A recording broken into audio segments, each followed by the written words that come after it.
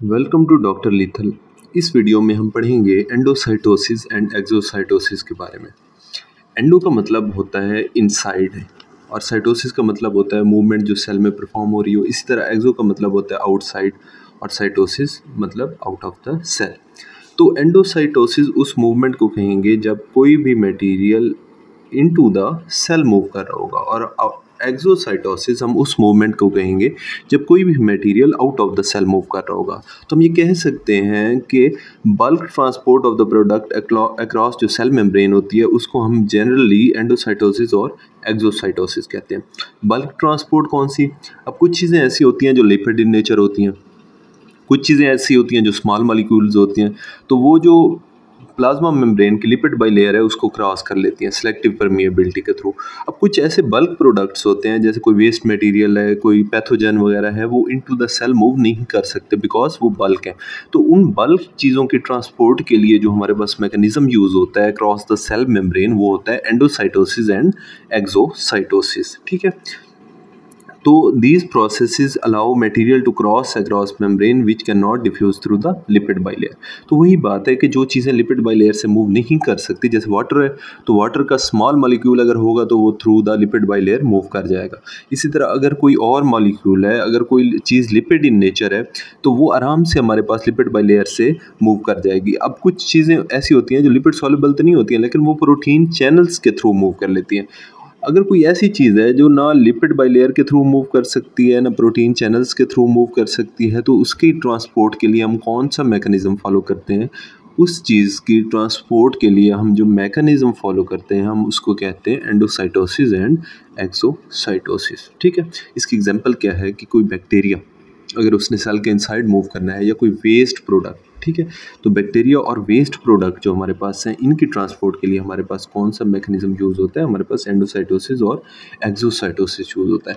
अगर हम इनको इंडिविजुअली पढ़ें, हम सबसे पहले देखेंगे एंडोसाइटोसिस क्या होता है। इसमें क्या होता है कि सब्सटेंसेस को सेल इनगल्फ करता है, ठीक है, और वेजिकल बना देता है जिसके अंदर वो इंजेस्टेड मटेरियल या इंजेस्टेड फूड पार्टिकल पाया जाता है। ठीक है। तो इनगल्फिंग या इनगल्फ करने का प्रोसेस जो होता है सेल का, और उसके बाद वेजिकल फॉर्मेशन, इस सारे प्रोसेस को हम क्या कहेंगे? इस प्रोसेस को कहेंगे हम एंडोसाइटोसिस। एंडोसाइटोसिस को बेसिकली हम दो पार्ट्स में डिवाइड करते हैं या दो टाइप्स में डिवाइड करते हैं, phagocytosis and pinocytosis. Phagocytosis use होता है अगर कोई हार्ड मटेरियल है, और पिनोसाइटोसिस यूज़ होता है यूजली वाटर या लिक्विड सब्सटेंसेस के लिए। ठीक है। तो फैगोसाइटोसिस को अगर देखा जाए तो इसको हम कहते हैं कि सेल ईटिंग, मतलब सेल ईट कर रहा है। ठीक है। अब ईट किस चीज़ को किया जाता है? ईट उस चीज़ को किया जाता है जो हार्ड इन नेचर हो। ठीक है। और अगर वो लिक्विड होगा तो हम कहेंगे कि सेल ड्रिंकिंग, तो वो टर्मिनोलॉजी यूज़ होगी पिनोसाइटोसिस के लिए।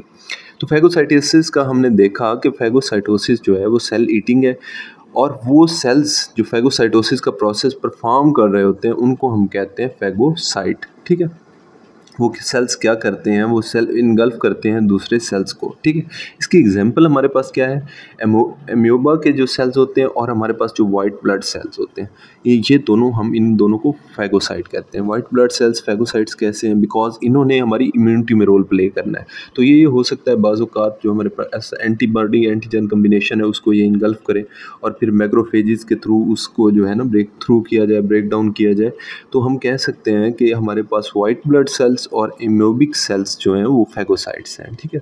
इसके अलावा लिवर सेल जो हैं वो भी हमारे पास जो हैं वो इंजेस्ट करते हैं दूसरी चीज़ों को। अब हमने देखा था, वो एक बहुत इंपॉर्टेंट बात है कि हमारा लिवर जो है वो डिटॉक्सिफिकेशन में बहुत इंपॉर्टेंट रोल अदा करता है।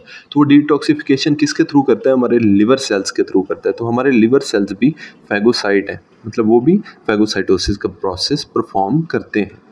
मूव करते हैं नेक्स्ट पेज की तरफ।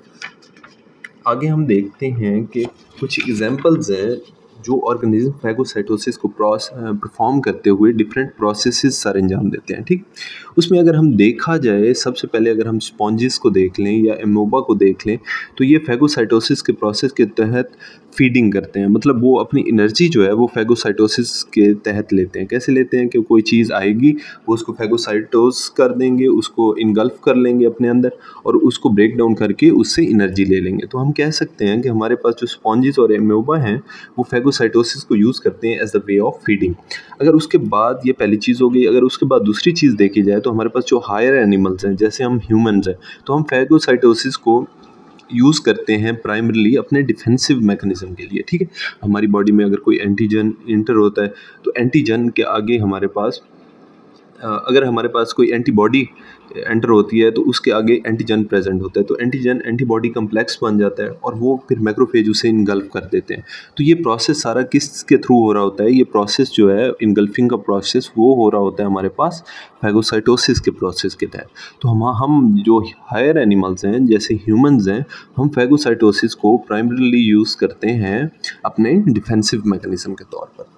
और हम खुद को किस चीज़ से प्रोटेक्ट कर रहे होते हैं? हम खुद को बैक्टीरिया से, वायरसेस से, इन्फेक्शन से, डिफरेंट पैथोजन से, फंजाई से, इसी तरह के बहुत से इन्फेक्शन से हम खुद को प्रोटेक्ट कर रहे होते हैं। तो हमने ये चीज़ भी देख ली कि हायर एनिमल्स फैगोसाइटोसिस को कैसे यूज़ करते हैं। अगर इसके मैकेनिज्म ऑफ एक्शन को देखा जाए कि फैगोसाइटोसिस का प्रोसेस एग्जैक्टली परफॉर्म कैसे होता है, तो हमारे पास जो साइटोप्लाज्म होती है उसकी एक्सटेंशन बनती है, ठीक है। उसकी एग्जांपल ये देखें, यहाँ पे हम आगे जाके कंपेयर भी करेंगे, तो हम पहले इसकी थ्योरेटिकल एक्सप्लेनेशन देख लेते हैं कि सबसे पहले साइटोप्लाज्म की एक्सटेंशन बनती है। उस एक्सटेंशन को हम कहते हैं सूडोपोडिया, यानी कि फॉल्स फीट उसके कहते हैं, सूडोपोडिया या फॉल्स फीट कहते हैं हम, ठीक है। सूडोपोडिया जो होते हैं वो सेंस करते हैं, सराउंड करते हैं और इनक्लोज करते हैं टारगेट को। अब उसको टारगेट को इनक्लोज करेंगे, मतलब अगर इस तरह से कोई वो हुआ है, हमारे पास इन्वेजिनेशन हुई है, ये उसने सेंस किया है टारगेट को, ये टारगेट था हमारे पास, ठीक है, सेंस किया, इनक्लोज कर दिया और उसके गिर्द एक वैक्यूल बना दिया, तो इस तरह वैक्यूल फॉर्मेशन हो जाती है, ठीक है। और इस वैक्यूल को हम क्या कहते हैं? फैगोसोम। को ये फैगोसाइटोसिस के प्रोसेस के तहत बना है, तो इस वैक्यूल को हम क्या कहेंगे? इस वैक्यूल का वो नाम देंगे हम फैगोसोम का, ठीक है। अच्छा, उसके बाद हम देखते हैं ये फैगोसोम बनेगा कहाँ? Inside the cell membrane. अगर हम इसको थोड़ी सी इसकी रिप्रेजेंटेशन देखी जाए, अब ये कोई था, ये वाला मटेरियल था, ठीक है, इसको हमने इनगल्फ करना था। सपोज करें ये कोई बैक्टीरिया था जिसको सेल ने इनगल्फ करके उसको डिस्ट्रॉय करना था, तो क्या हुआ कि हमारी सेल मेम्ब्रेन ने इन्वेजिनेट किया। सेल मेम्ब्रेन ने इन्वेजिनेट किया, ये आउटसाइड इन्वायरमेंट है, ये इनसाइड इन्वायरमेंट है। इन्वेजिनेट करके एक वैक्यूल बना दिया। इस वैक्यूल को हम दूसरा नाम क्या देते हैं? इसको हम दूसरा नाम देते हैं फैगोसोम का। वैक्यूल या फैगोसोम बना दिया, और ये फैगोसोम क्या होगा, अब इसको आगे जाके ब्रेक डाउन कर लिया जाएगा ताकि वो बॉडी के लिए या बॉडी की इम्यूनिटी के लिए ख़तरा साबित ना हो। तो इस तरह हमारा डिफेंस मैकेनिज्म काम करता है, ठीक है। ये एक्स्ट्रा सेलुलर इन्वायरमेंट है, ये इंट्रा सेलुलर इन्वायरमेंट है। कोई बाहर से पैथोजन आया, ठीक है, हमारी सेल मेम्ब्रेन ने इन्वेजिनेट किया, उसको अपने अंदर इनगल्फ कर लिया, उसके अराउंड अपनी मेम्ब्रेन बना दी, ठीक है। और ये मेम्ब्रेन बाउंडेड जो इंजेस्टेड मटेरियल है, इसको हम कहेंगे वैक्यूल। और वैक्यूल को ही हम, अगर वो फैगोसाइटोसिस के प्रोसेस के तहत हमारा वैक्यूल बना हो, तो उसके लिए हम जो टर्मिनोलॉजी यूज़ करते हैं उसको कहते हैं हम फैगोसोम, ठीक है। उसके बाद हम नेक्स्ट चीज़ देखते हैं। नेक्स्ट चीज़ है हमारे पास पिनोसाइटोसिस। जैसे हमने फैगोसाइटोसिस के बारे में देखा है कि फैगोसाइटोसिस क्या है। फैगोसाइटोसिस बेसिकली हमारे पास सेल ईटिंग है। तो अब सेल ईट कर रहा है तो सेल ड्रिंक भी करेगा, तो सेल ड्रिंकिंग के प्रोसेस को हम क्या कहते हैं? सेल ड्रिंकिंग के प्रोसेस को हम कहते हैं पिनोसाइटोसिस, ठीक है। ये कहाँ पे कॉमन है? ये प्लांट्स में भी होती है और ये प्रोसेस एनिमल्स में भी होता है, ठीक है। उसके बाद अगर हम देखें कि पिनोसाइटोसिस के प्रोसेस के तहत कौन कौन सी चीज़ें हैं जो इनसाइड द सेल मूव कर रही हैं, तो उसमें हमारे पास आइंस आ जाते हैं। मतलब आइंस भी पिनोसाइटोसिस के प्रोसेस के तहत मूव करते हैं। दूसरे नंबर पे हमारे साथ पास हार्मोन्स आ जाते हैं, और थर्ड नंबर पे हमारे पास आ जाते हैं इंजाइम्स। तो आइंस, हार्मोन्स और इंजाइम्स की जो ट्रांसपोर्ट है उसके लिए हमारे पास कौन सा प्रोसेस है? उसके लिए हमारे पास प्रोसेस है पिनोसाइटोसिस का, ठीक है। इसमें होता क्या है कि सेल मेम्ब्रेन इन्वेजिनेट करती है before building of to form vesicle called pinosome. वहाँ पे फैगोसोम बन रहा था, प्रोसेस बिल्कुल सेम होगा। इसमें भी क्या होगा कि कोई हार्मोन वगैरह यहाँ पे आया, ये सेल मेम्ब्रेन इन्वेजिनेट हो जाएगी। उसके बाद सेल मेम्ब्रेन क्या करेगी कि एक वेजिकल बना देगी। इस वेजिकल को हम क्या नाम देते हैं? पिनोसोम का। तो उसमें फैगोसोम बन रहा था फैगोसाइटोसिस में, और अगर यही वेजिकल जो है हमारे पास ये पिनोसाइटोसिस प्रोसेस के तहत बनेगा तो हम इसको क्या नाम देंगे? हम इसको नाम देंगे पिनोसाइटोसिस का, ठीक है। तो यहाँ तक हमने देख लिया कि पिनोसोम कैसे बनता है।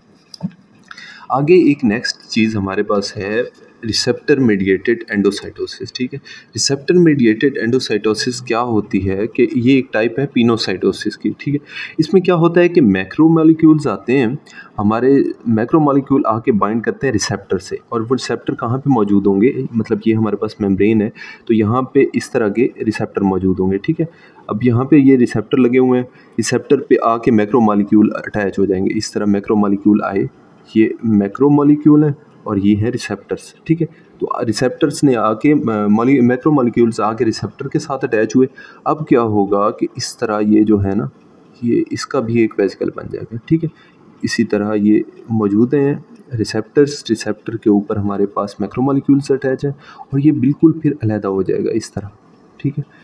ये है, इसी तरह ये है और इसी तरह ये, तो हमारे पास इसी तरह रिसेप्टर के ऊपर मैक्रोमोलेक्यूल अटैच हो जाएंगे और इसी तरह का एक रिसेप्टर मीडिएटेड एंडोसाइटोसिस का प्रोसेस होगा जिसमें उसी तरह का एक वेसिकल बन जाएगा, ठीक है। और ये जो हमारे पास रिसेप्टर मीडिएटेड एंडोसाइटोसिस है, इस प्रोसेस के तहत हम कौन कौन सी चीज़ें एब्जॉर्ब करता है सेल, तो इसमें सबसे पहले हमारे पास जो चीज़ आती है कि कोलेस्ट्रॉल की एब्जॉर्प्शन जो हमारे पास होती है वो किस प्रोसेस के तहत होती है, वो हमारे पास होती है रिसेप्टर मीडिएटेड एंडोसाइटोसिस के तहत। इसमें क्या होता है कि receptor cluster as coated pit invaginate and form coated vesicle, ये देखें इसमें कोटेड वेजिकल है, ठीक है।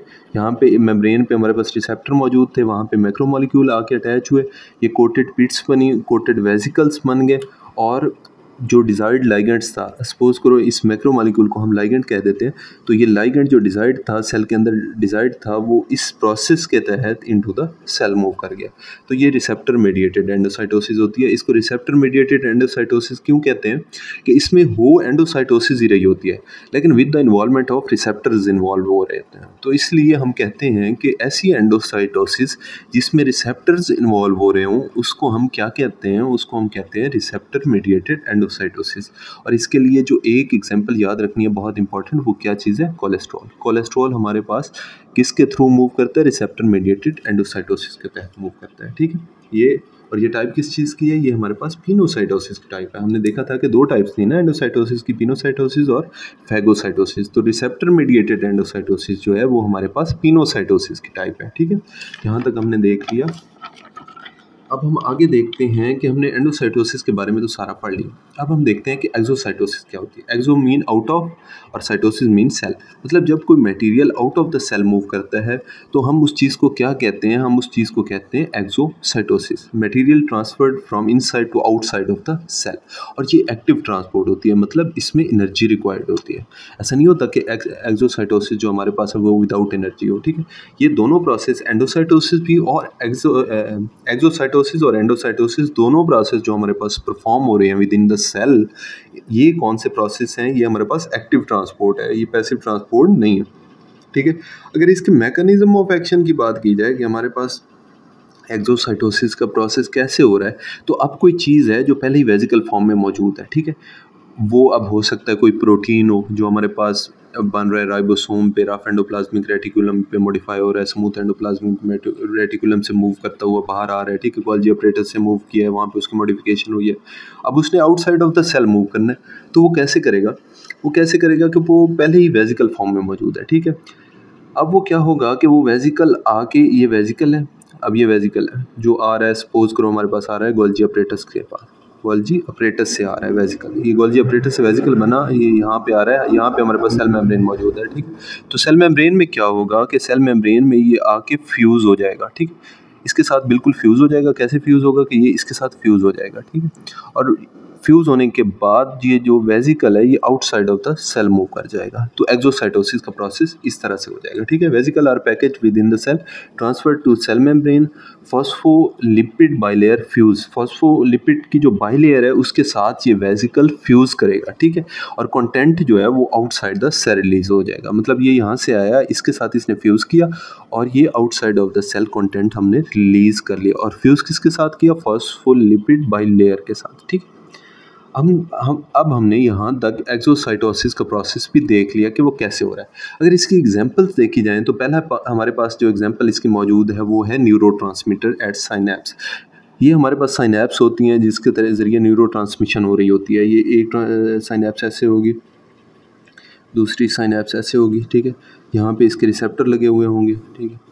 अब होना क्या है, साइनेप्स में होता क्या है कि यहाँ पे कोई न्यूरोट्रांसमीटर मौजूद है, ठीक। इस तरह न्यूरोट्रांसमीटर मौजूद होते हैं। अब इन्होंने क्या करना है, इन्होंने इस साइनेप्स से रिलीज़ होने तक इन रिसेप्टर पे अटैच हो सके। तो ये क्या करते हैं कि ये हमारे पास calcium into the cell move करता है, ठीक है।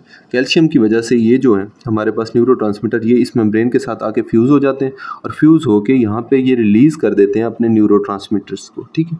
और न्यूरोट्रांसमीटर यहाँ पे अगले जो नेक्स्ट साइनेप्स है वो नेक्स्ट न्यूरोट्रांसमीटर आगे वाली मेम्ब्रेन है, ठीक है, रिसेप्टर्स हैं, उनके साथ अटैच हो जाएंगे और ये प्रोसेस हो जाएगा हमारे पास न्यूरोट्रांसमिशन का। तो हमने बेसिकली ये याद रखना है कि न्यूरोट्रांसमिशन का प्रोसेस जो साइनेप्स पे हो रहा होता है या साइनेप्स के थ्रू हो रहा होता है, वो किस प्रोसेस के तहत हो रहा होता है, वो हमारे पास न्यूरोट्रांसमीटर जो रिलीज़ हो रहे होते हैं वो एक्सोसाइटोसिस के प्रोसेस के तहत हो रहे होते हैं, ठीक है।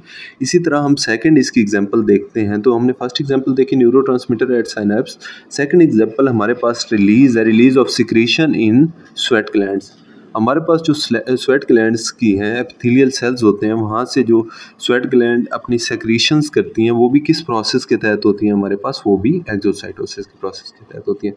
तो यहाँ तक हमने एंडोसाइटोसिस और एक्सोसाइटोसिस के बारे में इन डिटेल स्टडी कर लिया।